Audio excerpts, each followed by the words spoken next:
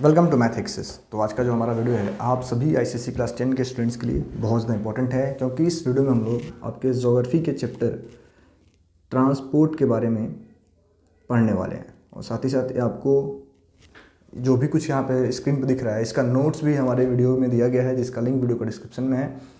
आप जाकर के वहाँ से इनको डाउनलोड कर सकते हैं। लेकिन उसको डाउनलोड करने से पहले मैं आपको कहूँगा कि एक बार आप हमारे इस लेक्चर को एंड तक देखें, ताकि जब आप नोट्स पढ़ने जाएँ तो आपको उनको समझना काफ़ी ईजी हो जाए।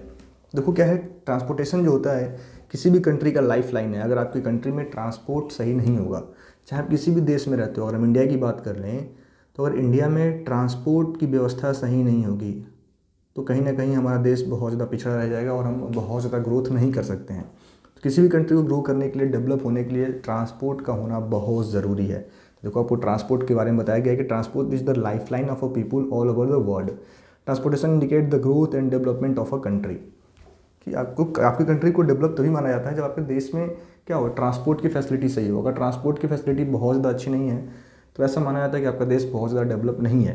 क्योंकि अगर ट्रांसपोर्ट हमारा सही नहीं होगा तो हमारी मेडिकल फैसिलिटी सही नहीं होगी, हमारा एजुकेशन सिस्टम सही नहीं होगा। क्योंकि अगर लोगों के पास एक जगह से दूसरी जगह जाने का सही से साधन उपलब्ध नहीं होगा तो सही से मूव नहीं कर पाएंगे, हमारे गुड्स ट्रांसपोर्ट नहीं हो पाएंगे और हमारा देश कह लो बहुत ज़्यादा ग्रोथ नहीं कर पाएगा। तो ये कुछ चीज़ें हैं कि ट्रांसपोर्ट हमारे देश के लिए क्यों ज़रूरी चीज़ है, तो आप इनको पढ़ लेंगे। इसमें देखो बताया गया है कि transport in India has recorded a sustainable growth over the years in terms of network and it's system. आपने देखा होगा कि हमारे इंडिया में बहुत सारे डिफरेंट मीन्स ऑफ ट्रांसपोर्ट हैं और सभी के सभी वेल डेवलप्ड हैं। सब पे गवर्नमेंट बहुत ज़्यादा काम कर रही है। जो डेवलप नहीं है उनको डेवलप करने पे काम किया जा रहा है। हर समय आप देख रहे होंगे हमारे देश में नई ट्रेनें लॉन्च होती हैं, नए रेलवे ट्रैक्स बन रहे होते हैं, नए रोड बन रहे होते हैं। ये सब कहीं ना कहीं किसके पार्ट हैं, ट्रांसपोर्ट के पार्ट हैं। और ये सब चीज़ें किस पे डिपेंड करता है, और ये सब चीज़ें आपके शहर में, आपके देश में अच्छी होंगी तो आपके देश को डेवलप्ड नेशन माना जाएगा।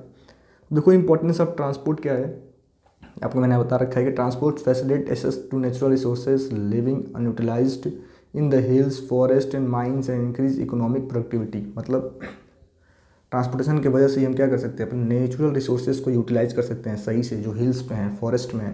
यानी उनको एक जगह से दूसरी जगह हम ट्रांसपोर्ट कर सकते हैं और उनका हम सही से यूज कर पाएंगे। It links the backward areas of the urban cities and reduce regional industrial disparity. मानो बहुत सारे बैकवर्ड एरियाज़ हैं जहाँ पे इंडस्ट्रीज़ का सेटअप नहीं है, तो वहाँ पे हम इंडस्ट्रीज़ का सेटअप कर सकते हैं with the help of transport. अगर ट्रांसपोर्टेशन सही से होगा तो हम देश के किसी भी हिस्से में, चाहे वो डेवलप्ड हो या फिर अनडेवलप्ड हो, वहाँ पे हम ट्रांसपोर्ट फैसिलिटी अगर अवेलेबल होगा हमारे पास तो वहाँ पे हम इंडस्ट्रीज़ को स्टेबलाइज कर सकते हैं। It help in the process of industrial urbanisation. It protects transport protects the people during war, natural calamities and other crisis. माने जब आपके शहर में, देश में आपके कोई क्राइसिस आ जाए, वॉर हो जाए या फिर अर्थक्वेक आ जाए, तो उस समय ट्रांसपोर्टेशन हमारा बहुत ज़्यादा हेल्प कर रहा होता है। क्योंकि अगर हमारी ट्रांसपोर्ट फैसिलिटी अच्छी होगी तो हम कोई भी काम बहुत जल्द कर पाएंगे।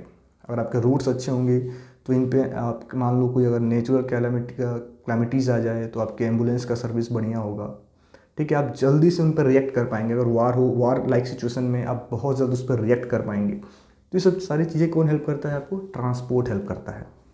तो ये इसका लिंक वीडियो का, इस PDF का लिंक वीडियो का डिस्क्रिप्शन में, आप उसको जाकर जरूर देखें। और अपने एग्जाम्स में अगर आप इन PDFs को पढ़ के जाते हैं तो आपके बोर्ड एग्जाम्स में आपका बहुत ज़्यादा हेल्प करने वाला है, ठीक है। देन अगला हमारा रास्ता है कि हमारे इंडिया में जो ट्रांसपोर्ट है उनको 4 कैटेगरी में डिवाइड किया गया। कौन कौन सा, तो रोड ट्रांसपोर्ट और रोडवेज, रेल ट्रांसपोर्ट और रेलवेज, एयर ट्रांसपोर्ट और एयरवेज, वाटर ट्रांसपोर्ट और वाटरवेज। और हमें आज इन चारों के बारे में ही पढ़ना है। और किसी भी देश के लाइफलाइन होते हैं, चाहे रोड ट्रांसपोर्ट हो, रेल ट्रांसपोर्ट हो, एयर ट्रांसपोर्ट या फिर वाटर ट्रांसपोर्ट हो, ठीक है। तो पहला जो हमारा आता है रोड ट्रांसपोर्ट। अब रोड ट्रांसपोर्ट क्या है, India has excellent network of roads in the country connecting all the towns and cities to one another. हमारे देश में आपने देखा होगा कि बहुत एक्सीलेंट रोड कनेक्टिविटी है। कुछ एक हिस्सों में रोड ख़राब है, बट ओवरऑल देखा जाए तो हमारे इंडिया में रोड की कनेक्टिविटी बहुत अच्छी है। और ये क्या करते हैं कि किसी भी छोटे टाउन्स को बड़े सिटी से कनेक्ट कर रहे होते हैं, विलेज को टाउन से कनेक्ट करते हैं, ठीक है। According to National Highway Authority of India is the second largest road network in the world. देखो इंडिया का जो रोड नेटवर्क है second largest in the world है, ठीक है। In India roads are constructed at a very fast pace but still the density of roads is very low. हमारे India में अभी हम सेकेंड लार्जेस्ट रोड नेटवर्क वाले हैं, फिर भी हमारे देश में रोड की डेंसिटी भी बहुत कम है, अभी बहुत ज़्यादा काम करना है। जम्मू एंड कश्मीर में अगर आपसे पूछा जाए कि which state has low density of road, तो Jammu and Kashmir account for the lowest density of roads and Kerala account for the highest density of road. यहाँ तनी आप से अगर पूछा जाए तो यहाँ पे देखो इस लाइन में आपको दो क्वेश्चन दिख रहे हैं, ठीक है। पहला क्वेश्चन तो हमसे पूछा जा सकता है कि लोवेस्ट कनेक्टिविटी रोड की या फिर लोवेस्ट डेंसिटी रोड की किस स्टेट में है, तो J&K जम्मू एंड कश्मीर। और अगर आपसे पूछा जाए हाईएस्ट डेंसिटी किस स्टेट में है रोड्स की, तो आपका आंसर होगा केरला, ठीक है। देखो आपको यहाँ दो चीज़ें मिल रही हैं। फिर आपसे पूछ सकता है क्वेश्चन में कि इंडिया का रैंक रोड ट्रांसपोर्ट के मामले में इंडिया वर्ल्ड में किस पोजीशन पे है, तो सेकेंड लार्जेस्ट हमारा रोड नेटवर्क है इंडिया का।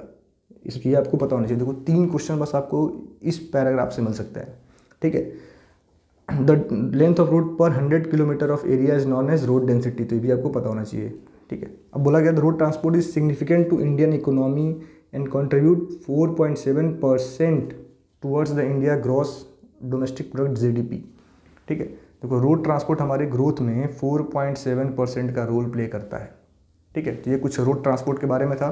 अब रोड ट्रांसपोर्ट को 3-4 कैटेगरी में डिवाइड किया गया। आप अगर देखा जाए तो रोड ट्रांसपोर्ट की अगर हम कैटेगरी की बात करें तो इनको कुछ एक कैटेगरी में डिवाइड किया गया, ठीक है। The Indian roads are categorize into following categories. आपसे पूछ सकता है कि how many categories the Indian roads are categorize, ठीक है। तो Indian roads are categorized into following category। पहला आपका आता है कौन सा, तो नेशनल हाईवे। पहला आपका क्या आएगा, नेशनल हाईवे। सेकंड पे आपका आता है स्टेट हाईवे, सेकंड पे आपका है एक्सप्रेस हाईवे, जो आजकल आपने सुना होगा एक्सप्रेसवे बन रहे हैं, ठीक है, एक्सप्रेस हाईवेज। फिर आपका आता है स्टेट हाईवे, देन आता है आपका डिस्ट्रिक्ट रोड्स, देन आपका आता है रूरल और विलेज रोड्स, देन हमें देखने को मिलता है 6 नंबर पे बॉर्डर रोड्स, ठीक है। एंड उसके बाद आपके अदर रोड्स आते हैं, जो बहुत छोटे छोटे रोड्स हमारे बन रहे होते हैं, ठीक है। तो मेन जो हमें पढ़ना है कि इंडियन रोड्स को इन कैटेगरी में डिवाइड कर दिया गया, हाईवे में, एक्सप्रेसवे में, स्टेट हाईवेज़ में, डिस्ट्रिक्ट रोड्स में, रूरल एंड विलेज रोड्स में एंड बॉर्डर रोड्स में, ठीक है। तो आपके लिए जो मेन इंपॉर्टेंट है, आपको ज़्यादातर ध्यान देना है नेशनल हाईवे पे एंड बॉर्डर रोड्स पे, ठीक है। देखो नेशनल हाईवे क्या है, national highway are the main roads constructed and maintain by the central government, ठीक है। तो नेशनल हाईवे कौन बना रहा होता है, सेंट्रल गवर्नमेंट बनाती है और सेंट्रल गवर्नमेंट ही इसको मेंटेन करती है, ठीक है। This highway facilitate inter state transport and movement of defence materials in strategic areas, connect to manufacturing centers, they are connected the state capitals, big cities and important ports। अब national highway काम क्या है कि national highway कौन बना रहा होता है, तो हमारी सेंट्रल गवर्नमेंट बनाती है। इसका मेन काम है ये हमारे इंटर स्टेट ट्रांसपोर्ट को सपोर्ट करता है। इंटर स्टेट का मतलब कि आप एक स्टेट से अगर आपको किसी दूसरे स्टेट में जाना होगा तो आप किसके थ्रू जाएंगे, by the use of national highway. National highway पकड़ के ही आप एक राज्य से दूसरे राज्य में ट्रैवल कर सकते हैं। ये हमारे वार लाइक सिचुएशन में हमारे जो भी टैंक्स हैं, जो भी हमारे डिफेंस का इक्विपमेंट्स हैं, उनको ट्रांसपोर्ट करने में नेशनल हाईवे बहुत ज़्यादा हेल्प करता है। साथ ही साथ जो हमारा नेशनल हाईवे होता है ये हमारे पोर्ट्स को, जो हमारे ट्रेड के लिए बहुत इंपॉर्टेंट चीज़ें हैं, पोर्ट्स को कनेक्ट करता है, ठीक है। अब national Highway Authority NHAI was constituted इन 1988, ठीक है। आपको पता होना चाहिए, आपसे क्वेश्चन ये पूछा जा सकता है कि in which year National Highway Authority NHAI was constituted, तो 1988, ठीक है। और ये किसके लिए रिस्पॉन्सिबल है, तो responsible for the development, maintenance and management of national highway. तो आपसे ये भी पूछा जा सकता है कि कौन अथॉरिटी है जो नेशनल हाईवे को डेवलप करती है, मेंटेन करती है, तो NHAI। अब NHAI is presently undertaking the development activities under national highway development project NSDP, ठीक है। In order to reduce the time and distance between mega cities of India, 2 major projects taken by NHAI, ठीक है। अब NHAI का जो आपका national highway project है, इसके थ्रू या फिर जो आपका नेशनल हाईवे का ये पार्ट है, इसके थ्रू आपसे 2 क्वेश्चंस पूछे जाने के फुल चांसेस होते हैं। एक होता है आपका गोल्डन क्वाड्रिलेटरल, इसके बारे में आप पढ़ लेना। अब गोल्डन कोलेटरल को क्या क्यों बनाया जा रहा है कि जो भी हमारे देश के टॉप मेगा सिटीज़ हैं, जैसे दिल्ली हो गया, बेंगलोर हो गया, मुंबई हो गया, कोलकाता हो गया, इनको कनेक्ट करने के लिए हम हमारे NHAI ने एक हमारे देश में एक कह लो रोड बनाया, जिसको हम जानते हैं गोल्डन क्वाड्रिलेटरल के नाम से। अभी क्या है, the largest super highway project in India, सबसे बड़ा सुपर हाईवे प्रोजेक्ट है इंडिया में। It connects India's 4 biggest metropolitan cities, मैंने बताया Delhi, Mumbai, Kolkata and Chennai, by 6 lane super highways. ठीक है, the main economic benefit of this project is establishing faster transportation. आपसे पूछ सकता है कि what is the benefit of Golden Quadrilateral. क्या करता है, तो फास्टेस्ट ट्रांसपोर्ट नेटवर्क प्रोवाइड करता है between major cities and port, providing fast and smooth movement of products and people within the India. क्या करता है ये, तो प्रोडक्ट के मूवमेंट्स आसानी से होते हैं इंडिया में। Developing industries and creating job opportunity in smaller towns through access the market. मानो गोल्डन क्वाड्रिलेटरल हमारा बन रहा है तो बहुत सारे छोटे छोटे सिटीज़ से होकर गुजरता है, तो उनके किनारे क्या होता है, उस रोड के किनारे बहुत सारी इंडस्ट्रीज इस्टेब्लिश्ड होती हैं, जिसके वजह से लोगों को जॉब मिल रहा होता है। तो ये सारा बेनिफिट है किसका, गोल्डन क्वाड्रिलेटरल का। ठीक है, देन अगला इसी में हमारा आता है इसी में एक और प्रोजेक्ट है हमारा, north south and east west corridor, NSEW। ये भी एक आपका नेशनल हाईवे का मेन प्रोजेक्ट है। मतलब कि इंडिया के नॉर्थ पॉइंट से साउथ पॉइंट को कनेक्ट किया जा रहा है और ईस्ट से हमारे वेस्ट पॉइंट को कनेक्ट किया जा रहा है via road. NSEW corridors are part of highway project in India. ठीक है, अब आपसे एक इंपॉर्टेंट क्वेश्चन इसमें क्या पूछा सकता है कि NSEW का जंक्शन कहाँ पे है, दोनों एक दूसरे को कहाँ क्रॉस करते हैं, तो दोनों एक दूसरे को क्रॉस कर रहे होते हैं यूपी में, उत्तर प्रदेश में, कहाँ पे, झांसी में। ठीक है, झांसी का जंक्शन है। तो north south corridor connect Srinagar in Jammu and Kashmir to Kanyakumari. कहाँ से बन रहा है, तो श्रीनगर से आपका कन्याकुमारी तक बन रहा है कौन, तो north south project in Tamil Nadu. And east west corridor कहाँ से बन रहा है, तो सिलचार इन असम से पोरबंदर इन गुजरात। यानी असम से स्टार्ट हुए कहाँ तक जा रहा है, तो आपको गुजरात तक जा रहा है, पोरबंदर तक। तो ये प्रोजेक्ट चल रहे हैं इंडिया में हमारे नेशनल हाईवे अथॉरिटी के अंदर। ये 2 मेन इंपॉर्टेंट प्रोजेक्ट्स हैं। कौन कौन सा, तो एक तो आपका है गोल्डन क्वाड्रिलेटरल, आपको पता होना चाहिए। दूसरा आपका ये पता होना चाहिए NSEW, north south corridor and east west corridor. ठीक है, अब अब हमारे एक्सप्रेसवे जो है हमारे इंडिया में, जो मेन एक्सप्रेसवे हैं, देयर आर 6 लेन। अब एक्सप्रेसवे हैं, हमें इनके बारे में पढ़ना है। The highways are 6 lane roads design for high speed movement of vehicles without any obstacles. The major expressways are. ठीक है, इनका आपको बस नाम हमें याद रखना है कि इंडिया में कौन कौन से मेजर एक्सप्रेसवे हैं। तो आपका यमुना एक्सप्रेसवे है, अहमदाबाद वडोदरा एक्सप्रेसवे है, दिल्ली गुड़गांव एक्सप्रेसवे है, मुंबई पुणे एक्सप्रेसवे है, नोएडा ग्रेटर नोएडा एक्सप्रेसवे है, Delhi Noida direct fly Panipat expressway है, बेंगलुरु मैसूर इंफ्रास्ट्रक्चर कॉरिडोर है। तो ये आपके मेजर एक्सप्रेसवे हैं, बस आपको इनका नाम याद रखना है। और अभी एक नया एक्सप्रेसवे बना है यूपी में, पूर्वांचल एक्सप्रेसवे, उसके बारे में भी आपको पता होना चाहिए। ठीक है, देन अगला इसी में हमारा एक टॉपिक है जो आपको मैं बताना चाहूँगा कि एक आपको थोड़ा बहुत जानना है किसके बारे में, बॉर्डर रोड ऑर्गेनाइजेशन। किसके बारे में, तो हमें थोड़ा बहुत पढ़ लेना है, बॉर्डर रोड ऑर्गेनाइजेशन। बहुत कम क्वेश्चन इससे पूछे जाते हैं, बट फिर भी आपको पता होना चाहिए। हो सकता है सिंगल नंबर का क्वेश्चन आपसे पूछा जाए। BRO के बारे में, बॉर्डर रोड ऑर्गेनाइजेशन। ठीक है, तो कोई BRO का जो इस्टेब्लिशमेंट है इंडिया में, BRO कब कॉन्स्टिट्यूटेड किया गया, तो 1960 में 7 मई 1960 को इस ऑर्गेनाइजेशन का फॉर्मेशन हुआ। ठीक है, और इसका मेन काम क्या होता है कि जो भी हमारे बॉर्डर एरियाज़ हैं, मतलब इंडिया है, इंडिया बहुत सारे डिफरेंट कंट्रीज से बॉर्डर शेयर करता है, पाकिस्तान, नेपाल, बांग्लादेश। तो जो भी हमारे बॉर्डर एरियाज़ हैं, उन एरियाज़ में रोड कौन बना रहा होता है, तो BRO बना रहा होता है, बॉर्डर रोड ऑर्गेनाइजेशन। ठीक है, अब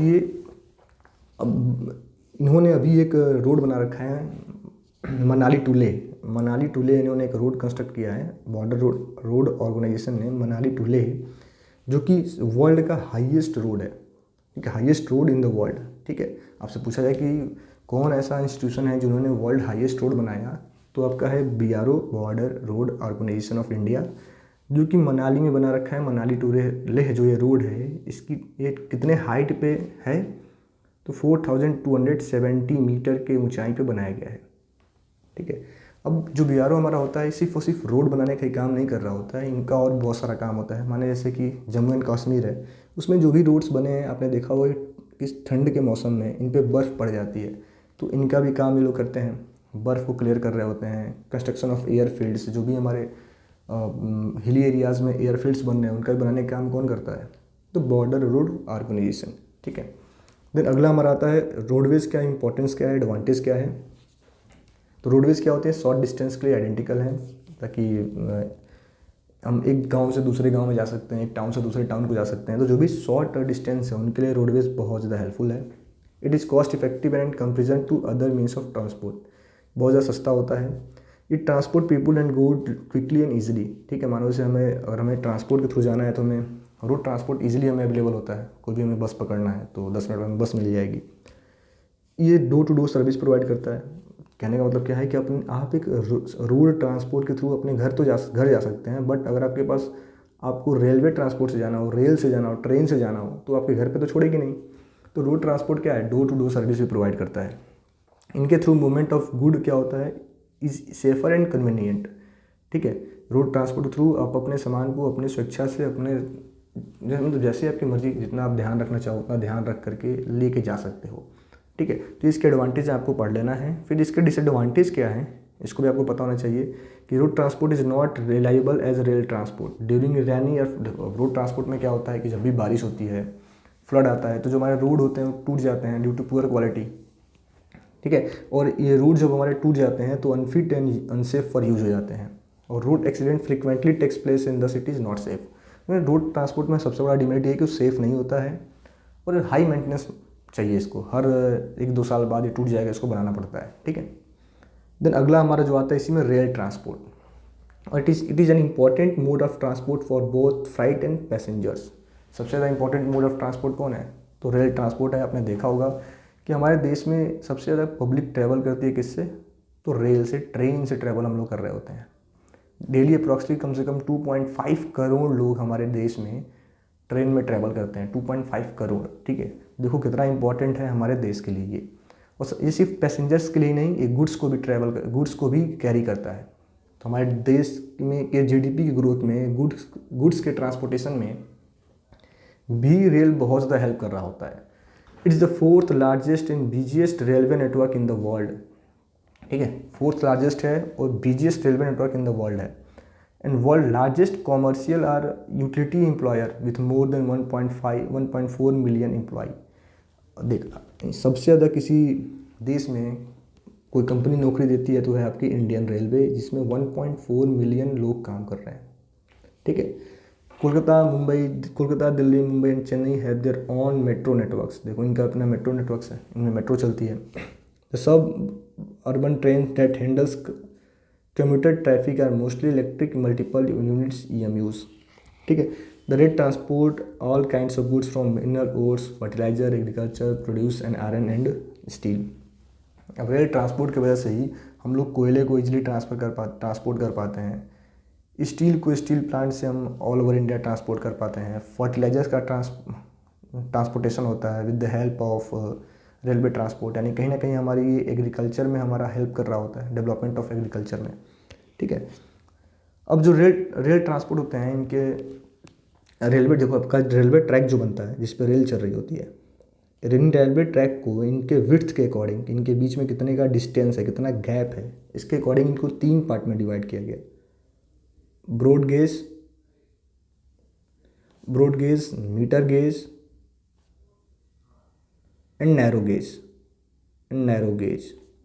तो इनको इनके विड्थ के अकॉर्डिंग 3 कैटेगरी में हमने डिवाइड कर दिया, broad gauge, metre gauge and narrow gauge, ठीक है। तो कहीं ना कहीं ये भी आपको पता होना चाहिए, आपसे पूछ सकता है कि वो उनकी on the basis of weight the Indian railway are divided into 3 categories, broad gauge, metre gauge and narrow gauge.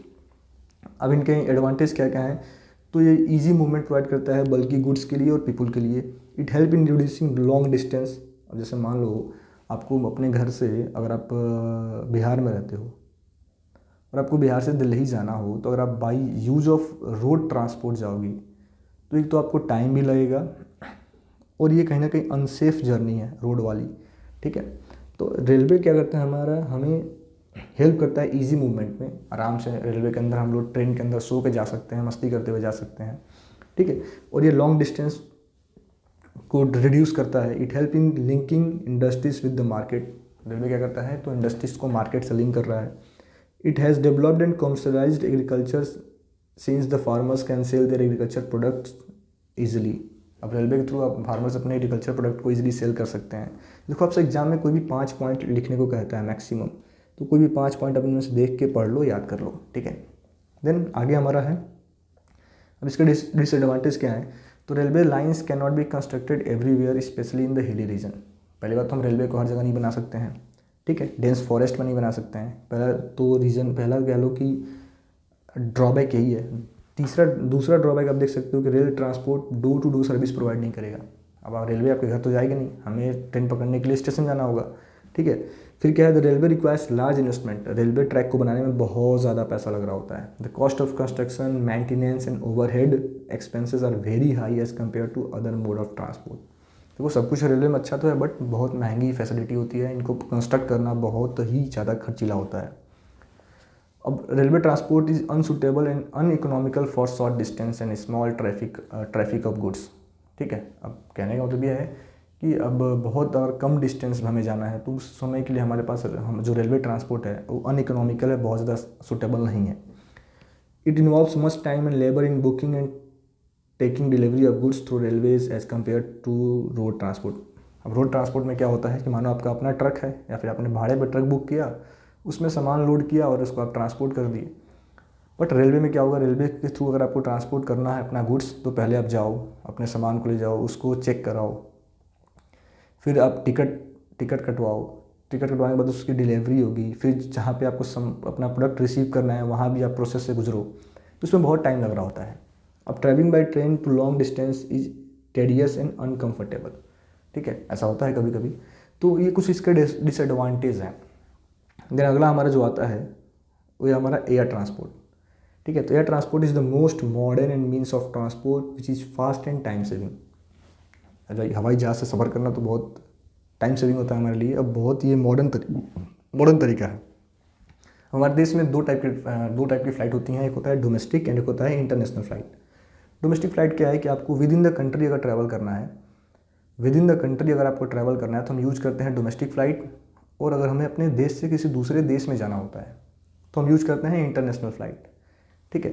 अब यह जो एयरपोर्ट अथॉरिटी ऑफ इंडिया है AAI, उसको बनाया गया 1995 में, ठीक है। फिर इन 2007 air India and Indian airlines merge into one and called air India. दोनों को मर्ज कर दिया गया, उनको क्या बना दिया गया, एयर इंडिया बना दिया गया। तो कुछ एयर ट्रांसपोर्ट के बारे में। अब इनके एडवांटेज आप पढ़ लेना कि सबसे पहले तो फास्टेस्ट है और most comfortable mode of transport है।